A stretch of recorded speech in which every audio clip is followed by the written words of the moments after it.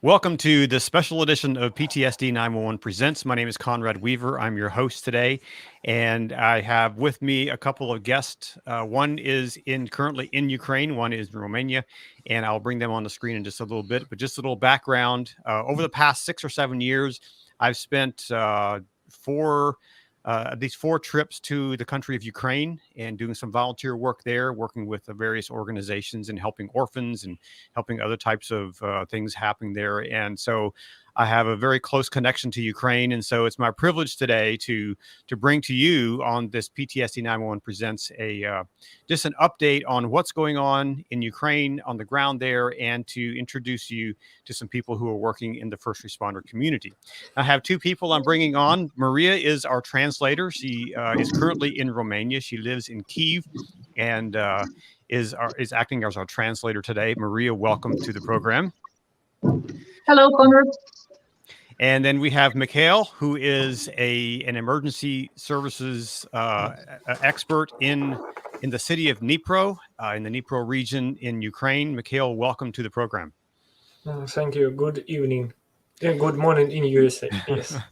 It's so it is about 7 o'clock there in Ukraine and in Romania, and so we're glad that you both were able to be here. And Mykhailo, I understand just about an hour ago, before we came on, your city had air raid sirens going, so it makes it real. It makes it real for all of us here. Tell us a little bit about that. What happened, and what were the results of that? В данный момент Днепр, Днепропетровская область, там, где я непосредственно работаю, она не находится в зоне боевых действий, но есть опасность прилета артиллерийских снарядов и баллистических ракет. Поэтому у нас периодически бывают тревоги, и мы прячемся в убежищах. So I just want to tell that currently Dnipro region is not in the center of the military zone, but I just want to say that we do experience from time to time the danger of artillery threats and ballistic rockets. So we do hear this, air raiders, and we go to the shelter. Yeah, I got a text message from you about 45 minutes ago, and I was like, "Wow, this is really real. This is a real situation." And so this is something that you and everyone in Ukraine is under threat. And of course, there's many cities that are now being, really, really damaged severely. And so, as your role, tell us a little bit about your role in the emergency services. What do you do there?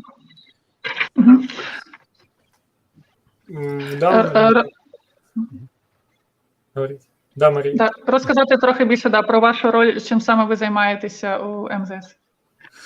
В службе я начальник отдела планирования мероприятий гражданской защиты населения, в том числе руководитель отряда реагирования на химические и радиационные инциденты. Мы планируем мероприятия по гражданской защите населения. So currently I'm the person in emergency service who deals with planning of protection of the civilians, and I also run the squad of the people who react to chemical threats that are possible to come.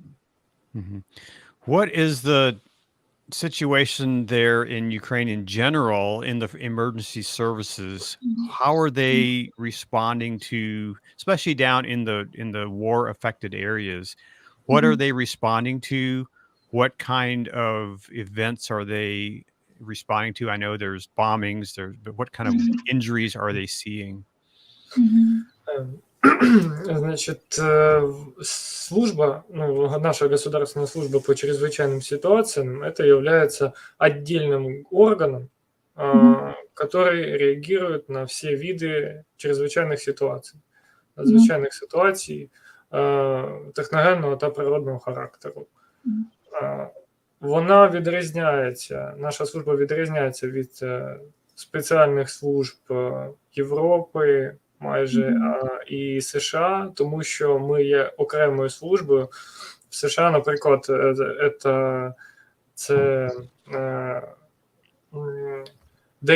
декілька служб, тобто це медицина, поліція і ТСНС, они объединены, ну, то есть и пожарные, они объединены под одной службой. У нас это немножко не так.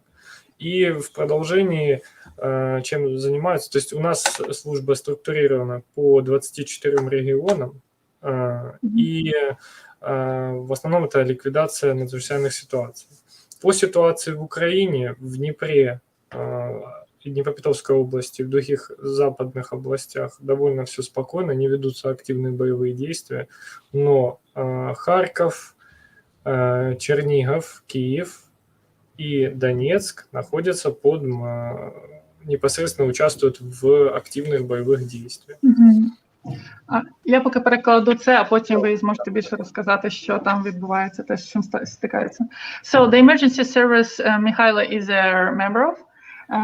It's a separate institution in Ukraine. So he says it's a little bit different from you have in US or people have in Europe, because as far as he knows that in Europe it's like police, medical and emergency services, they are kind of united. So it's one service. Here in Ukraine, it's a separate institution that deals with absolutely different situations. And it just reacts to those situations. And he says the structure of this service, it covers 24 regions of Ukraine.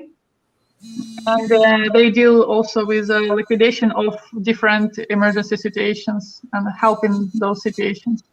And he said that the region he is currently working in, it's out of danger right now, but there is a special pressure put on the people who work in emergency service in such regions as Kharkiv region, Chernihiv region, Donetsk and Kyiv region. And so he continues. На даний час саме наші рятувальники, наша служба виконує завдання за призначенням, надають допомогу цивільному населенню, знаходяться безпосередньо в зонах проведення бойових дій, вони ліквідують пожежі, вони ліквідують різні надзвичайні ситуації, події, які виникають саме в цих зонах проведення бойових дій. Крім цього, є випадки того, що наші підрозділи, тобто пожежні частини, вони знаходяться окупованими, вони є окупованими, та на даний час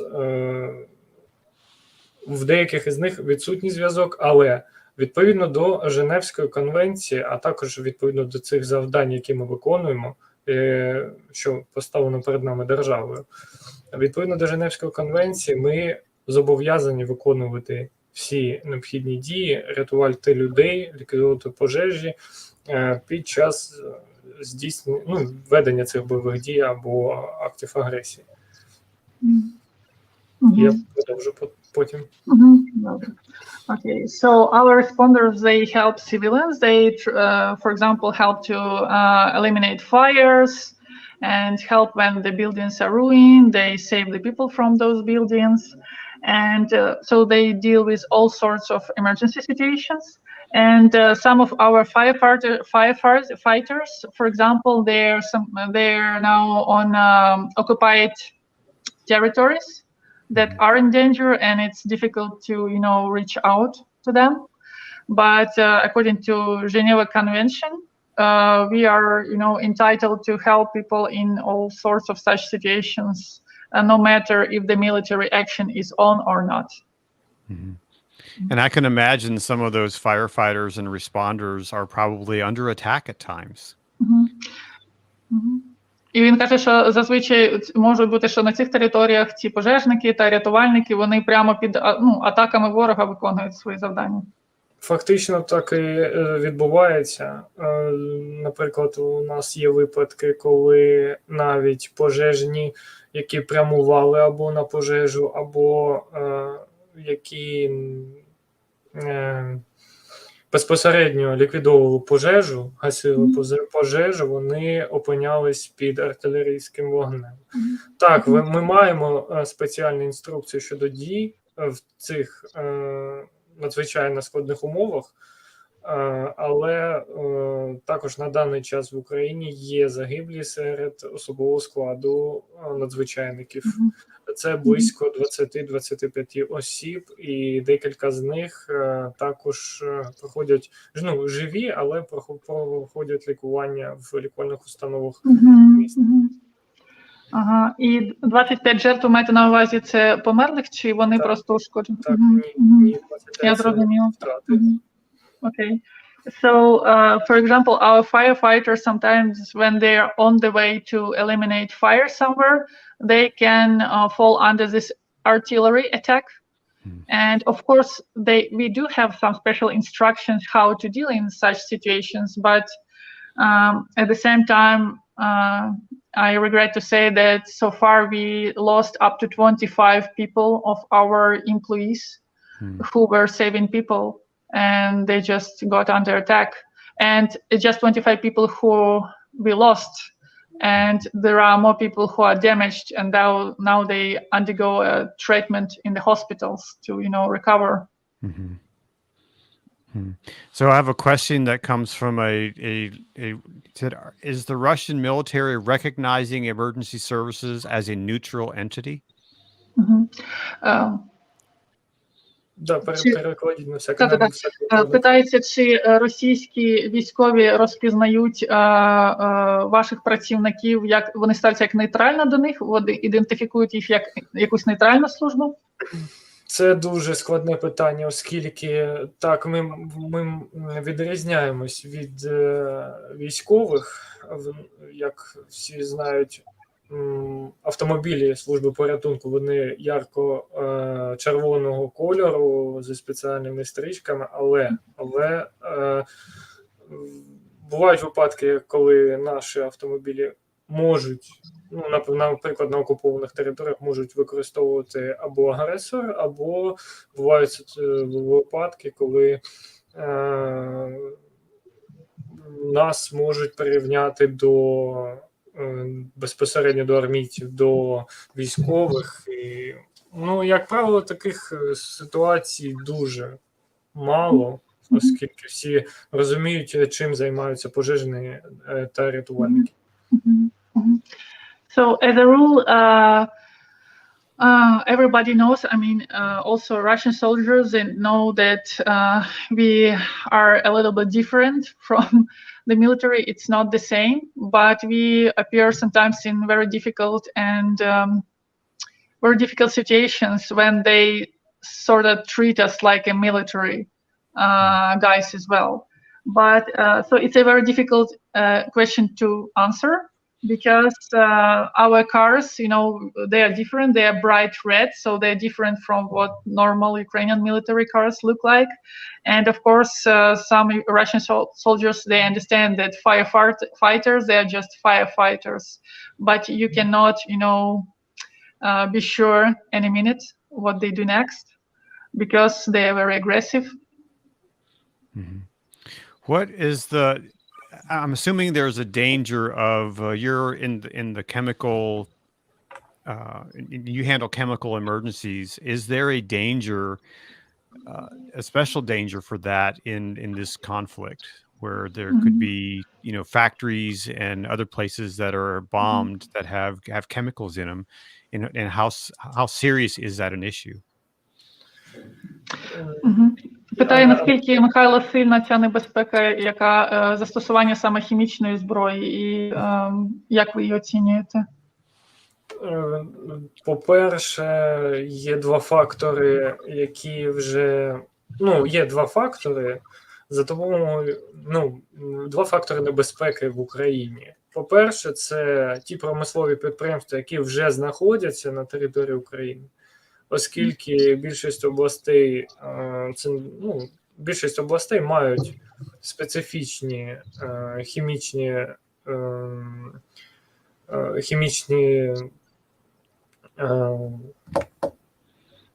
factories, хімічні заводи, фабрики, які використовують хімічні речовини під час виробництва матеріалів або інше. Друга небезпека, по-перше, більшість хімічних матеріалів, а також, як ви знаєте, в СМІ була інформація щодо аварії на двох хімічно небезпечних об'єктах. Це у Сумах і ще один об'єкт, принаймні у Донецькій області або інше, там були внаслідок обстрілу, були значні витоки хімічної речовини, аміаку, а також інших, і це небезпеку склало саме для населення. І другий фактор – це коли через засоби масової інформації проникає інформація щодо застосування противником хімічної зброї. Це дуже небезпечний, на мій погляд, акт вандалізму або інше, а також акт знищення українського народу щодо застосування саме хімічної зброї. Так, ми готуємось до застосування, до реагування на такі хімічні інциденти, як і в першому, так і в другому випадку. І ми готуємось до найгіршого завжди. Okay. So, Mykhailo says that there are two factors of danger in Ukraine regarding this topic. For example, there are industrial enterprises that are in the territory of Ukraine, and they just use chemical materials in the process. So they, while they're producing some of their products. And we had such situation in Sumy and in Donetsk region, when those factories were under attack from the side of Russia. And so we did our best. It was a potential danger for civilians living there.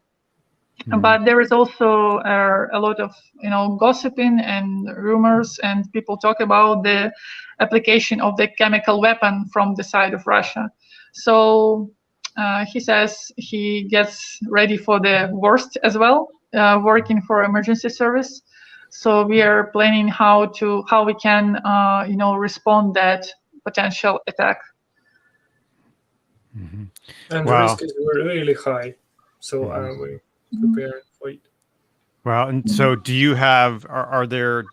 Do the citizens have masks and things like that they can use in case that happens? Understand. Это очень сложний вопрос по забезпеченню. Це дуже складне питання щодо забезпечення населення саме засобами захисту для них. Але ми маємо надавати рекомендації, як діяти в випадку застосування саме хімічної зброї або хімічної небезпеки, яка може виникнути на тій чи іншій території. Також можна сказати, що таких масок не вистачає для всіх, але є захисні контрзаходи для населення, які необхідно виконати, і ми таким чином збережемо більшість життів.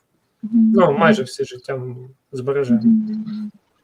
Yes, it's a very difficult question as well, because of course we face the deficit of these special masks. In case the application of this chemical weapon might happen here. But what we do for now, we just give a lot of recommendations to civilians, what they need to do, like ABC, the list of things they need to do to protect themselves in such situation. And I do believe those instructions that we give, they might really work if it happens. What are the biggest needs that the emergency services, the firefighters, the emergency workers, what are the biggest needs that you have currently? На даний час є потреби у забезпеченні саме сучасними протихімічними костюмами або костюмами захисту від небезпечних хімічних речовин. Також це, можливо, маски, фільтри захисту від небезпечних хімічних речовин, Це має бути також не тільки пов'язане з хімічною небезпекою, а й з пожежною небезпекою, оскільки останні виклики, які в нас були, це реагування на пожежі на нафтосховищах. Тобто ось спеціальні захисні костюми, вони називаються тепловідбивні костюми або для захисту від високих температур для наших пожежних, оскільки ми маємо зразки саме ще з радянських часів, а кількості для рятувальників цих костюмів воно не вистачає. Також дуже важливе питання, що сьогодні є, це радіостанції, це детектори рухомості для пожежних, також люба інша захисний одяг тощо. Оце останні 3, які ви назвали, і радіостанції, це те, що потрібно, чи ви ними забезпечені?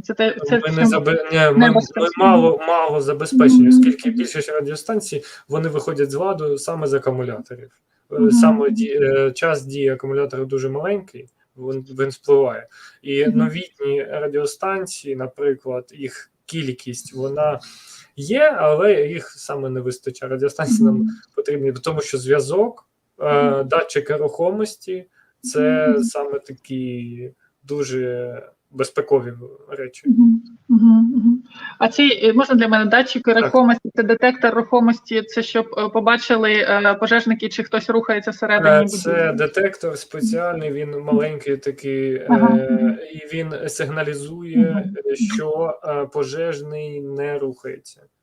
Okay. So yes, for today we do have a need in anti-chemical uniforms for our workers, because we don't have enough. We also need special masks for them with a special level of protection, and filters to protect from chemical materials, explosions, and so on and so forth. But for example, latest alarms that we have, latest calls, they were connected with some explosions on oil storages. So that's very dangerous. And he says we need more, uniforms that can reflect high temperatures for our firefighters, so they can, help in that emergency situation. And we do have a need in radio stations, so to keep, all our workers connected, as well as detectors for, firefighters. They need special detectors that gives a signal if the firefighter is okay, if he is alive, so to help him and save him. And in addition to that, yes, we do have a need in protection uniforms for our emergency workers. So there's a huge needs. Yes, it's detectors of mobility. Sure. So, we know that first responders, firefighters, emergency workers are under stress on a normal day without war. How are your people handling the stress of this, with war, knowing that there could be attacks? How are they handling this? Are they okay? Перекладіть, будь ласка. Конрад каже, що він знає, що працівники вашого відомства, вони і так знаходяться постійно в стресових ситуаціях і без війни. Він питає, як зараз ваші співробітники справляються в таких умовах війни, коли вони і так мають гасити пожежі і робити різні небезпечні речі, але війна є ще додатковим фактором. Як вони, як люди, через це проходять? По-перше, я, звісно, не можу за всіх говорити, але я впевнений, я бачу, коли спілкуюсь з пожежними різних областей і спеціалістами мого профілю з різних областей, війна, вона дуже простимулювала саме патріотичний дух, патріотизм, саме і відвертість людей під час реагування на ті або інші небезпечні умови або інші небезпечні події, які відбуваються.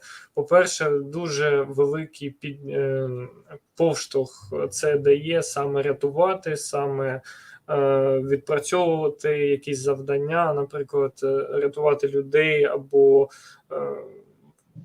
здійснювати ті заходи, які потребують мало часу. Звісно, ми дуже віримо в те, що наші військові могутні, вони здатні, як показала історія, вони здатні стримувати ворога досить ефективно. Ну і, звісно, за підтримки наших партнерів з Європейського Союзу, а також всього світу майже, що допомагають нам. І саме підсумовуючи все це, саме ці речі надають нам сили працювати далі і виконувати свої завдання. So I cannot speak for everyone, but as I talk to our first responders and people from emergency service, I can tell you that, and I talk to people in different regions. So I want to say that war brought the rise of the patriotic spirit here in Ukraine. So people are very united as never before, and this support of the civilians and support of our army, it really pushes us to save more people and gives us more energy to help the people in difficult situations. And it gives us strength to work in these dangerous situations. And we do believe in our army, and they are very efficient these days. We are very proud of them, and probably due to the support of European countries and many other countries and United States, the people who support us, who provide us with necessary stuff, it really lifts our spirit, you know, it helps us to carry out our tasks on an everyday basis. Ну и если говорить уже про мое личное, ну, я надеюсь, можно высказать личное мнение, то я как человек, который переехал ну, я вообще работал, я працював саме до 2014 року в Луганську. Тобто з 2014 року я перемістився та почав робити, змушений був покинути саме Судовицьку перший раз в 2014 році і переїхати до міста Дніпро. Вперше моє особисте відчуття, те, що на даний час ми працюємо 24 години, фактично день через день, і це дуже виснажливо, але, як говорять наші психологи, у нас мають спеціальні психологічні тренінги, також сюди додається патріотизм та віра у мир і у перемогу. Yeah, so I would like to express my personal opinion since you asked me as well. So I want to say that my own story, that I moved to Dnipro in 2014, and I moved to Dnipro from Lugansk, which was my native city, but I was forced to move out of that region and start working here in Dnipro. So I can now say that for the first time we really, you know, work in a special 24/7 mode every day, and of course it's a big exhaustion that happens, but we have special psychological trainings here, so it really helps us. And with the help of the patriotism, you know, that we experience right now, it just gives us some additional power to continue. So I have a question from George. He says, do you have rotating shifts to take time off, like your emergency workers in the U.S., like firefighters generally work for 24 hours, then they're off for 48 hours, and then they're back on. Do you have those kind of shifts for your emergency workers? Будь ласка, перекладіть. Да, каже, що питання ставить одна людина зі Штатів до вас зараз, що у них в Штатах, наприклад, він як пожежник працює 24 години, але потім 2 доби відпочиває. Як у вас виглядає ця ротація? Чи є у вас час на відпочинок? В даний момент Я працюю добу через добу. Мгм. Ті караули пожежні, які чергують на даний час, вони приведені у підвищену готовність, це називається. Це коли заступає, у нас розділено на 4 зміни. Кожна зміна відпрацьовує 24 години, а потім 3 дні відпочиває. На даний час у зв'язку з переведенням на підвищену повну готовність ми надаємо десь 2 дні, майже 2 дні для відпочинку. Yes, he says, I can tell about myself. I work 24 hours and then I have a day off and then I start working again. But the emergency workers that I lead, they also have the shift. They work 24 hours and then in the regular life, they would have up to 3 days off to get some rest. But now, since it's a special military situation, they have up to 2 days off and then they return to the service. Well, I know it's a challenging thing. What can we do here to support you? How can we support you? По-перше, ви і так нам допомагаєте, і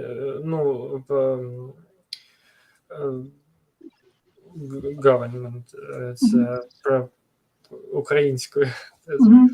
Уряд. Урядові організації різних країн, вони вже допомагають нам, і ця допомога вона не має розміру, це вона безмежна допомога, як в політичному плані, як і в підтримці якимись технічними засобами, автомобілями або іншим. По-друге, ви теж допомагаєте, оскільки ви даєте можливість проговорити якісь питання або те, що нас турбує, або намагаєтесь поширити цю інформацію або цю тему щодо допомоги для України, для всіх, хто є на даний час в Сполучених Штатах, у світі, майже у світі. Та ви можете, ви допомагаєте, так, але іноді нам потребує специфічне обладнання або специфічні якісь прилади або засоби для реагування. Я потім продовжу. First of all, I'd like to say that you do support us already from different countries of the world, and US government and European countries and many other countries. You do give us a lot of support, and we feel your support politically wise and technically wise. And you help because you also ask us how we feel in the situation, and you help to spread the word and to share it with more people, so people can, have some information about what's going on here in Ukraine, and it's very important for us. Of course, but if we are talking about some, things that we need, sometimes it deals with some specific needs, specific help, and specific equipment and appliances that can be really helpful for us. І найчастіше потребує саме, наприклад, технічна допомога, тому що в Україні або у сусідніх державах, наприклад, як Польща, Румунія, Угорщина або інші країни не можуть нам поставити, або в цих країнах відсутня можливості для створення спеціальних приладів, наприклад, ідентифікації небезпечних хімічних речовин, наприклад, специфічне обладнання саме для пожежних тощо, оскільки можливості в Україні немає для створення високотехнологічних якихось таких приладів або іншого обладнання. Тому необхідно, нам дуже допомагає загальні речі, як захисний одяг, чоботи, ліхтари, там каски або інше. Іноді не вистачає саме технічної допомоги. Yeah, and when I'm talking about some specific things that we feel need in, I'm talking about some hyper technological identification tools that help to identify chemical materials here or there for the emergency service workers. And in the neighboring countries like Poland, Romania, Hungary, there are not so many possibilities to produce this stuff. So we do really need something like that, but we are very thankful that your people also help us and send us even protective shoes for those emergency workers, helmets and stuff like that. But I guess our biggest need in those high technological identifiers that would be really helpful here.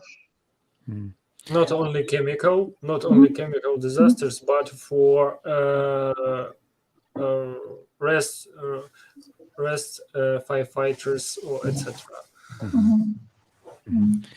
Well, I wanted to share this. George says hello from Pennsylvania in the U.S. and we support Ukraine. So thank you, Pennsylvania in the United States. It's we're here, and I can imagine your support for Ukraine. Thank you. Yeah. Well, I want to respect your time for both of you. I know it's an evening for both of you, and you, Mykhailo, you probably need to get some rest for your next shift.